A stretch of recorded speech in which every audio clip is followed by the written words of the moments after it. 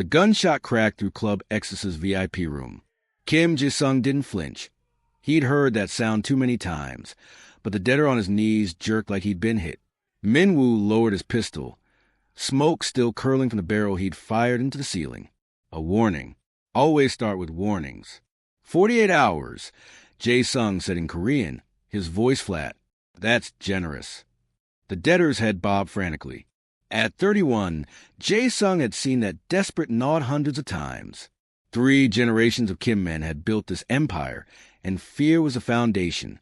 His 6 men stood in the shadows, weapons visible, faces blank. The door banged open. "Boss, I'm sorry there's a woman." She walked past the panicking club manager like he wasn't there. Jae-sung's breath caught. She was tall, dark-skinned, her natural hair pulled into an elaborate bun, jeans, leather jacket, and an expensive camera hanging from her neck. But it wasn't her appearance that stopped him. It was how she moved, like she belonged anywhere she chose to be. "Excuse me," she said in accented but clear Korean. "I'm looking for the manager."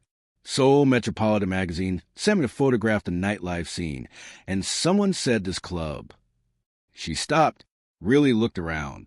The cowering man, the gun, the violence hanging in the air like cigarette smoke. Her eyes found Jae-sung's. No fear, just assessment, like he was a subject to photograph, not a threat to avoid. "Wrong room," she said simply. "My apologies." She turned to leave with the same calm she'd entered with. "Wait!" The word came out softer than Jae-sung intended. His men stared. Min-woo's eyebrows shot up. She turned back, one eyebrow raised. "Yes!" His mind went blank. He negotiated million-dollar deals without breaking a sweat, but now he couldn't form a coherent sentence. "The manager will show you around," he managed. "Take whatever shot you need." A slight smile touched her lips. "I think I'll come back another time." "You're busy." The door closed behind her. Jae-sung stared at it. "Boss." Min-woo ventured. "Find out who she is." Jae-sung's voice was quiet. Dangerous quiet. Everything. He looked at the debtor. "Get out." 48 hours. The man practically crawled out. Min-woo exchanged glances with the others. Kim Jae-sung never showed mercy. Something had shifted, and they all felt it. By dawn, he knew. Amara Okafor, 27, Nigerian, award-winning photojournalist, Sudan, South Africa, rural poverty documentation. In Seoul on a fellowship, documenting the African diaspora. Lived in Itaewon. Sent most of her money to Lagos. 7 younger siblings after their father died. Volunteered teaching photography to immigrant kids. Everyone called her Sister Mara. No debts, no scandals, no fear. She'd once photographed a police raid on undocumented workers and published the story despite death threats. Jae-sung sat in his office as sunrise bled across Seoul's skyline, the report in his hands. She was everything his world destroyed. 3 days later, he went to her exhibition. The small Itaewon gallery was packed, mostly African immigrants, some Korean art enthusiasts, a few journalists. The walls were covered in black and white portraits that punch him in the chest. A Ghanaian taxi driver, weathered face creased with laughter despite the exhaustion in his eyes. A Nigerian restaurant owner, flour-dusted hands, fierce pride in her smile. A Kenyan student drowning in textbooks, determination radiating from every pixel. Each photograph captured entire lives. Dignity, struggle, dreams that refused to die. Jae-sung stopped before a portrait of an elderly Congolese man, his face mapped with suffering. Mr. Philippe survived genocide, rebuilt his life in Korea without speaking the language, and now mentors young African immigrants. "We survive because we must. We thrive because we choose to. Do you like it?" He turned. Amara stood beside him in a vibrant yellow and orange ochre dress that made her skin luminous. Wine glass in hand, those intelligent eyes studying him. "It's powerful," he said honestly. "You see people, really see them. That's the job." She tilted her head, braids shifting. "You're from the club, the intense business meeting." "Kim Jae-sung." He bowed slightly. Amara Okafor. She didn't extend her hand, maintaining distance. What brings a man like you to an exhibition about African immigrants? Your work was recommended. By whom? Someone who thought I should see it. Her eyes narrowed. You're lying, but you're here, so fine. She gestured at the photos. What do you really think? I've heard enough polite bullshit tonight. Jae-sung looked around. I think you show a side of itaewon I've never seen. I've lived here my whole life controlled. He stopped. Worked here. But I've never seen these people. Not like this. These people? Steel edge your voice. You mean black people? Are we a monolith to you, Mr. Kim? I meant people trying to survive. Like everyone in itaewon. Like me. She studied him, eyes moving across his face like she was cataloging every detail. What do you really do? Don't insult my intelligence. I've been in Seoul 8 months. I know that club. I know what those meetings mean. He could have lied. He was good at it. Things that would make you walk away. Illegal? Yes. Violent. When necessary. Amara sipped her wine. Thank you for your honesty. And for coming. She paused. But I think our worlds are too different, Mr. Kim. Enjoy the rest of the show. She walked away to greet other guests, leaving him standing alone among photographs of people who'd survived things he couldn't imagine, building lives with nothing while he'd inherited everything through blood money. For the first time in years, Kim Jae-sung felt small. He couldn't stop thinking about her. It was insane. He had an empire to run, rivals to handle, money to collect. But Amara Okafor occupied his thoughts like an obsession. He started appearing places she went. The African market. The church where he sat in the back row feeling completely out of place. The community center where she taught photography to kids every Saturday. After the third coincidence, she cornered him outside the church. Are you following me? Yes. She blinked. Why? I want to know you. Know me? Her laugh was sharp. Or own me, men like you don't know the difference. What kind of man am I? Rich, powerful, dangerous, used to getting what you want. She stepped closer. He caught her scent, shea butter and jasmine. I'm not something you can buy or intimidate, Mr. Kim. I've survived poverty that would break you.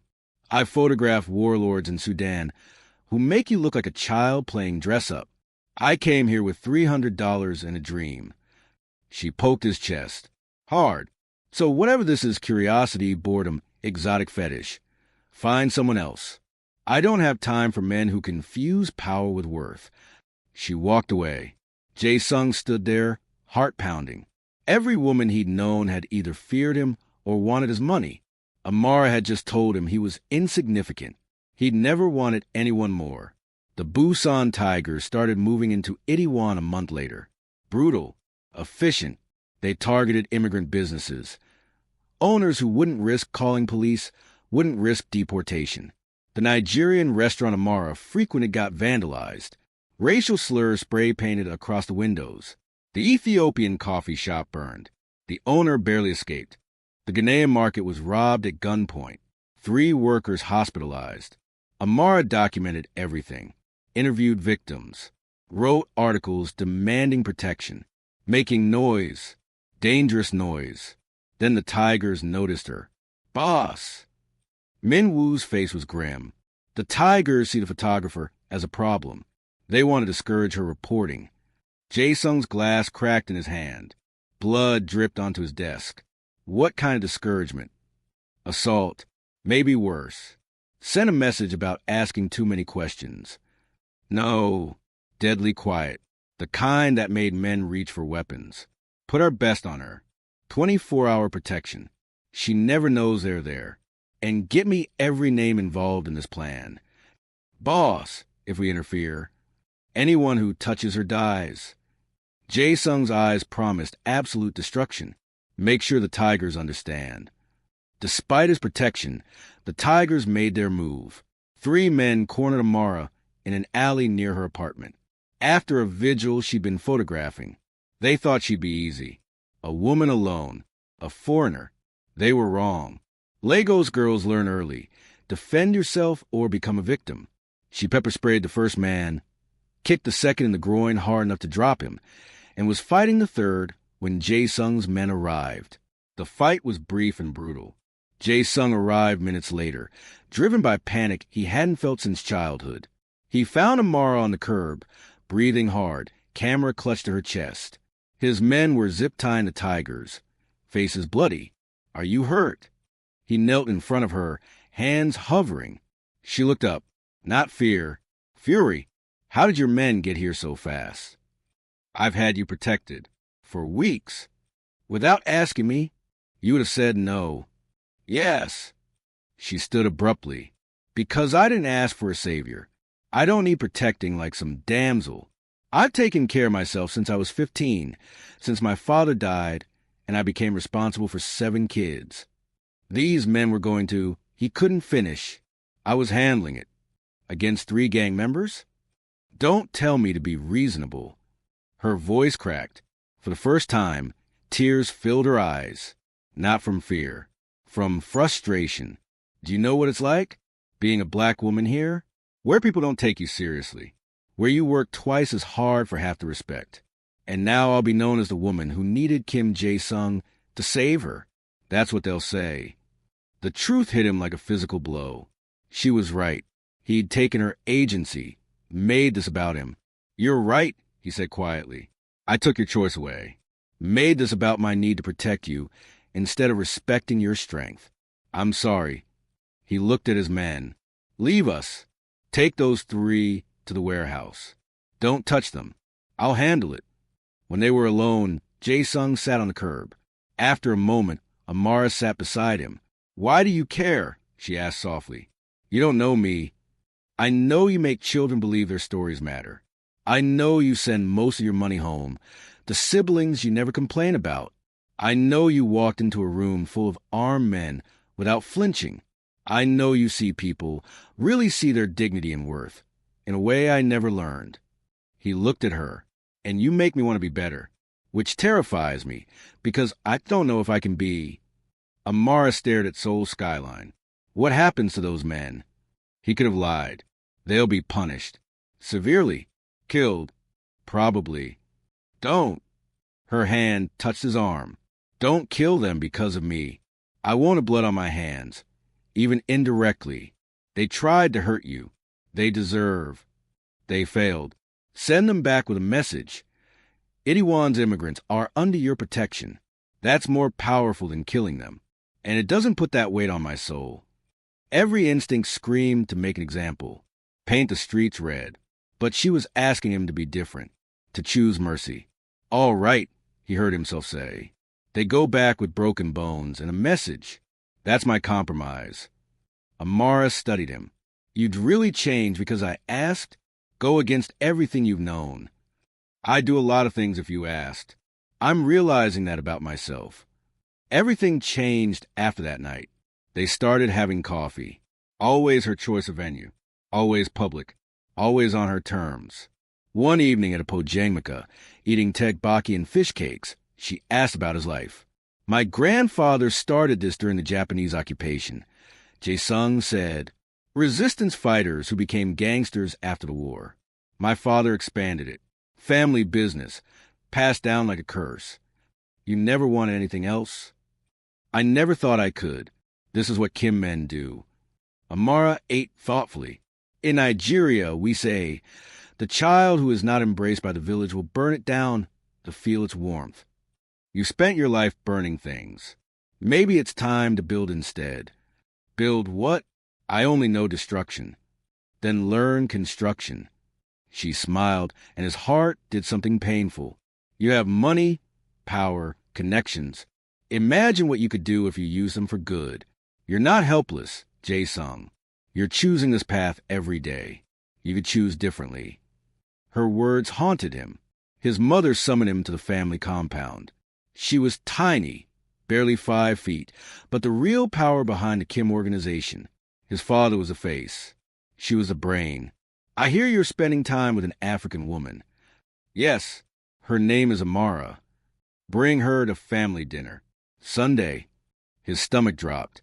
"Mother, I don't think." "I'm not asking." The dinner was catastrophic. His mother coldly polite, his uncles openly hostile, his cousins whispering. Only his younger sister Min-ji showed genuine warmth. "So, Miss Okafor," his uncle said in Korean, knowing she understood, "what do your parents do?" "My mother is a seamstress in Lagos. My father was a teacher before he died when I was 15, Amar replied in flawless Korean. His uncle blinked, surprised. "And you support your siblings?" His mother made it sound like a character flaw. "Yes, 7 of them. The youngest is 9. Very noble." His mother sipped tea.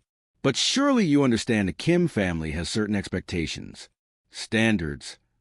Amara set down her chopsticks with careful precision. Jae-sung recognized that movement. She was controlling her temper.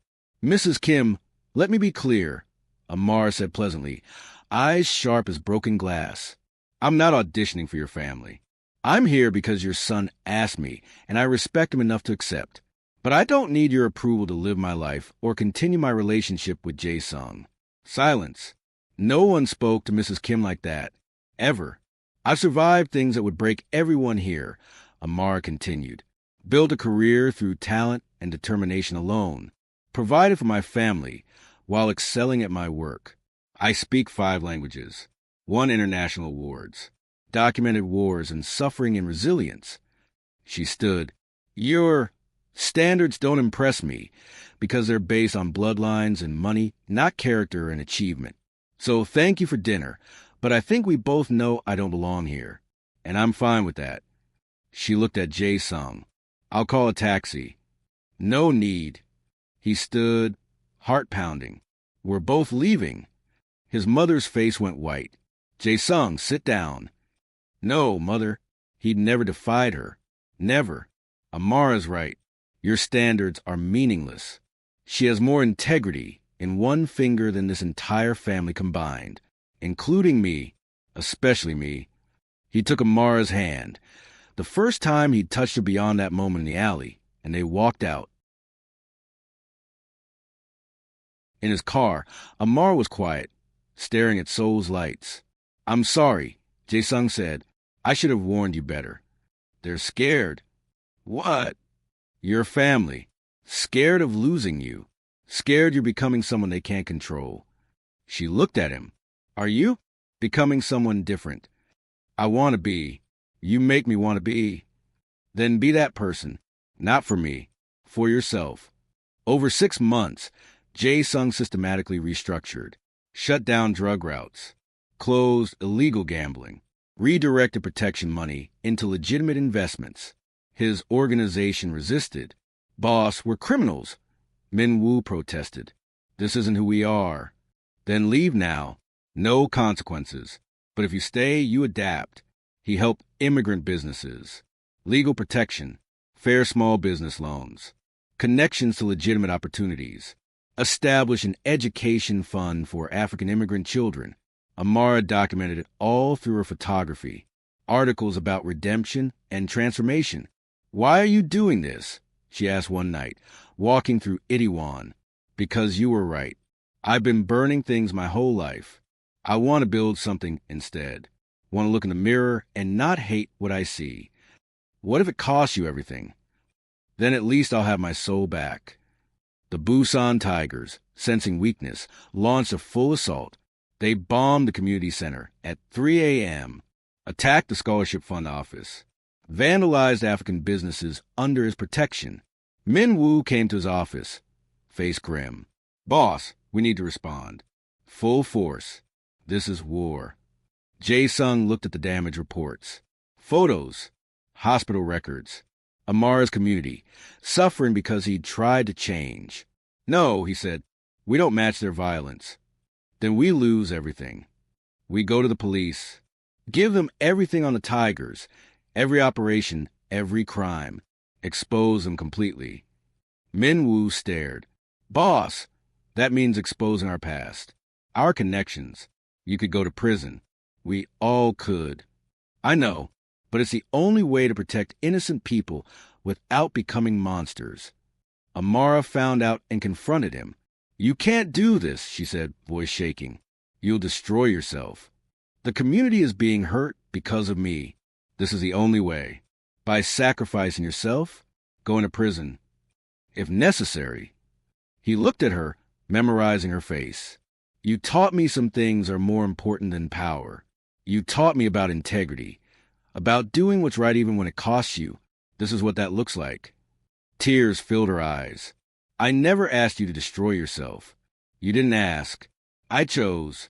He smiled sadly, touching her face. For the first time, I'm choosing to be better instead of just wanting it. That's because of you. Jae-sung went to the prosecutor with everything. Years of documented crimes. His organization and the Tigers. He negotiated immunity for his men trying to go legitimate in exchange for complete cooperation. The trials lasted 8 brutal months. He received 3 years. Reduced sentence for cooperation. The Tigers were dismantled. Leadership in prison for decades. Amara visited every week. They talked through glass barriers. Phones pressed to ears. Why do you keep coming? He asked once. Prison uniform making him feel smaller than ever. Your fellowship ends in 2 months. You could go home. I extended it 2 years, she said simply. Seoul feels like home. And I'm waiting for someone important. 3 years is a long time. Don't wait for me. I've waited longer for less important things. She pressed her palm against the glass. He matched it. You're becoming the man I always knew you could be. I can wait. 3 years later, Jae-sung walked out to find Amara waiting. Yellow dress, her braids now locked and shoulder length. More beautiful than he remembered. Ready? She asked. For what? To build something real. They created the Itaewon Community Development Corporation with his remaining legitimate assets. Job training, fair small business loans, legal services, education programs. Everything his organization once exploited, they now supported. His mother attended the opening ceremony, stood in back. Afterward, she approached Amara. My son is happy, she said in Korean, voice softer than before. I've never seen him truly happy. Thank you. Amara's response was gracious. He made himself happy, Mrs. Kim. He chose to change. I just showed him it was possible. 1 year after his release, rooftop of the community center, Seoul's lights spreading below like stars. Korean music mixed with Nigerian Afrobeat floating up from the celebration. Jae-sung pulled out a small velvet box. His hands shook. In Korean tradition, the man asked the woman's father first, he said. But I don't want to honor traditions that excluded you. So I'm asking you, Amara Okafor, will you build this life with me? Will you marry me? The ring was Korean jade set in Nigerian gold, designed by a Korean Ghanaian jeweler they'd helped establish. Amara looked at the ring, then him. You know my family will be chaotic. 7 siblings mean endless drama. I'm looking forward to chaos from love instead of fear. I'll never be a quiet, obedient wife. Thank God, I need someone who challenges me. And I'm planning to adopt children from the immigrant community. Lots of them. Our house will never be peaceful. Jae-sung laughed. That full, genuine laugh only she could draw from him. Perfect. I always wanted a big family. A real one. Then yes, Amara said, smile brilliant. Yes. Fireworks exploded over Itaewon as he slipped the ring on her finger. Their wedding was a fusion that made both families uncomfortable at first. Korean paebik ceremony and Nigerian traditional wedding. Jae-sung wore hanbok and agbada. Amara wore hanbok and iro and buba. Their families, Korean and Nigerian, mingled awkwardly, then warmed over shared food and soju and palm wine and stories that transcended language. They adopted 4 children over the years. Korean, Nigerian, Ethiopian, mixed race. Gave them a home where every part of their identity was celebrated. The community center thrived. Jae-sung became an advocate for criminal justice reform, helped other former criminals find legitimate paths. Amara's photography won international acclaim.